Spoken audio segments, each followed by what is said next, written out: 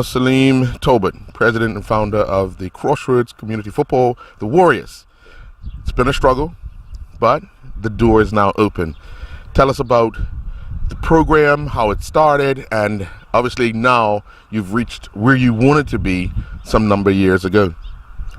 Yeah, hi. Thanks for the opportunity.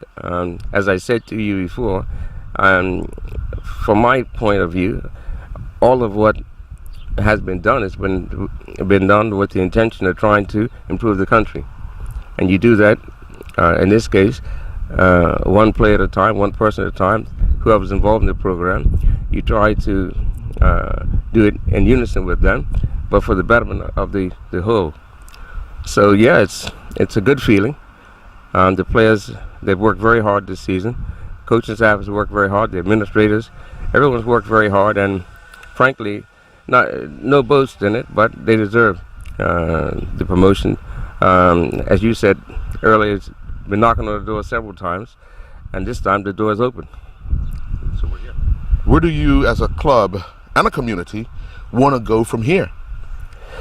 Well, we want to continue to improve our football, but also our social outreach programs, which has been the intention from the beginning, and that is to produce better citizens, better people, and therefore better families, so that Bermuda can be better. And so football we love, and we've always loved this sport because it's a great sport. But we use football as a means to an end also, and that is to uplift the people who are involved in the sport, whether it be the referees, the spectators, the players, their families, their parents, and so on. So for us, it's a big picture. It's a big picture. For a number of years, you were trying to get involved, your organization involved in the Bermuda Football Association, kept getting turned down. Finally, you was accepted. Do you think now you've benefited from not giving up? Yeah, well, just to clarify, I think you were talking about our ascension from youth football to senior football. That's true. Well, what actually happened is that we started with just 5-year-olds and 7s and so on and 10s, and our youth program became very, very big. But as time goes on, of course, 5-year-olds become 7-year-olds, 6, 10-year-olds, and before you know it, they're 15, 16. So when they became about 15 years old, for example, we had a very large youth program, and the next step is, well, what are we going to do? Because they're no longer youth after they attained the age of 16. So we applied to the association, and we were turned down, and then the next year and the next. And so at that juncture was a tough time for us, because we had very, very good players at the under 13 and even on the 15 level. We were totally dominant in youth football.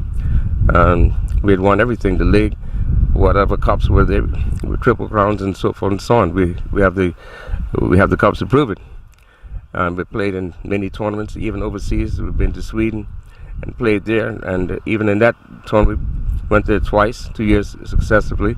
And in the second year, we only lost one game, and the team that beat us eventually won the entire tournament. We only lost one match in the tournament. That's one of the biggest, Gothi Cup, one of the biggest youth tournaments in the world. So we always knew that we had quality, and we had a good formula and an approach and so on. However, as I said, when it got to that time to play senior football, we had no avenue.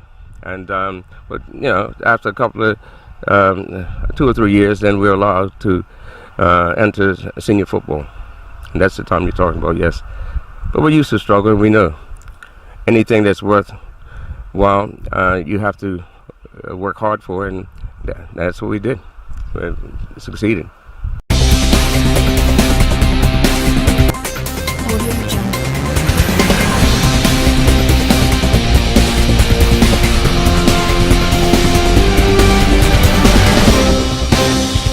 Audio Jungle.